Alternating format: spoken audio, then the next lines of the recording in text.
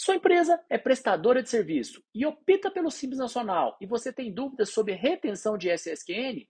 Neste vídeo, vou tratar sobre retenção de SSQN para aquelas empresas que optarem pelo Simples Nacional. Ou seja, essas empresas também têm que reter ISSQN em determinados casos. É um assunto que vejo muitos erros das empresas e muitos erros das próprias contabilidades ao orientar as empresas. O Simples Nacional, para quem não sabe, foi criado pela Lei Complementar 123 e é regulamentado pela Instrução Normativa 140 de 2018. E ela revolucionou a maneira como as pequenas e médias empresas lidam com a tributação no Brasil. Ela simplificou a tributação para essas empresas. Já no que diz respeito à retenção de ISS, cabe informar que as prestações de serviço que estão listadas nos incisos 1 a 25 do artigo 3º da Lei Complementar número 116 de 2003 são suscetíveis à retenção de ISSQN, ou seja, tem que reter pelo tomador. Esta obrigatoriedade se aplica mesmo que as empresas sejam optantes pelo Simples Nacional. Então, pessoal, para não errar, o tomador de serviço somente deverá reter o ISS do prestador se a atividade do prestador estiver descrita nos incisos 1 a 25 do artigo 3º da Lei Complementar 116, de 2003. Caso contrário, não deverá reter. Se eventual município exigir a retenção do ISSQN, o contribuinte deve ingressar na Justiça requerendo o não recolhimento. Se não fizer isto, pode ter que pagar ISS 2 vezes, ou seja, para o município do tomador de serviço e outro para o município da sua sede, porque é nesse município que ele realmente deverá pagar, segundo a Lei Complementar 116. Caso o prestador de serviço esteja sujeito à retenção, ele deve informar na nota fiscal o percentual de ISSQN que deve ser retido, de acordo com o estipulado nos anexos 3, 4 e 5 da Lei Complementar 123. São esses anexos que regem prestação de serviço no Simples Nacional. Mas aí você me pergunta, como é feito o cálculo desse ISS?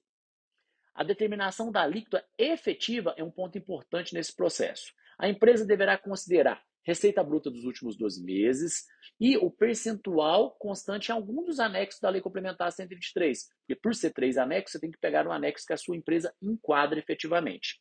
Vou dar um exemplo aqui de uma construtora. Uma construtora que recolhe tributos conforme anexo 4 da Lei Complementar 123. Vamos dar exemplo que ela faturou R$1,5 milhão nos últimos 12 meses e no último mês ela faturou R$100 mil. Deverá calcular, então, o ISSQN da seguinte forma. Receita bruta dos últimos 12 meses, vezes a alíquota nominal, menos o valor a deduzir, dividido pela receita bruta dos últimos 12 meses. Então, eu falei que é R$1,5 milhão, vezes a alíquota nominal, que é 12%, está no anexo 4 da Lei Complementar, menos 39.780, que também está na lei. Dividido por 1.500 milhão, vou encontrar 11,35%. A alíquota efetiva, 11,35%. O ISS a ser retido, então, é 11,35 vezes 40%, que dá 4,35%, 4,5% no caso. Então, esta empresa deveria destacar na nota fiscal 4,5% de ISSQN, o tomador deveria reter. Neste caso, aí daria aproximadamente aí R$4.500, pagaria a diferença para o Simples Nacional. Para prestadores de serviços recém-iniciadas, a alíquota padrão é 2%. No entanto, se houver discrepância entre a alíquota usada e a efetivamente apurada, a diferença deve ser recolhida direto ao município, ok? Se a empresa optante pelo Simples Nacional não destacar a alíquota do ISS na nota fiscal, o tomador de serviço deverá reter 5%. Então, você precisa reter, senão o tomador vai reter valor muito maior do que você deve pagar. A retenção do ISSQN para as empresas do Simples Nacional, embora pareça complexa à primeira vista, segue uma lógica estruturada e definida.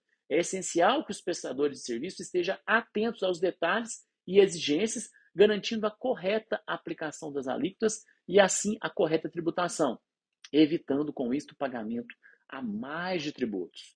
Vejo muitos erros de prestadores de serviço, pessoal, então fique atento a essas informações.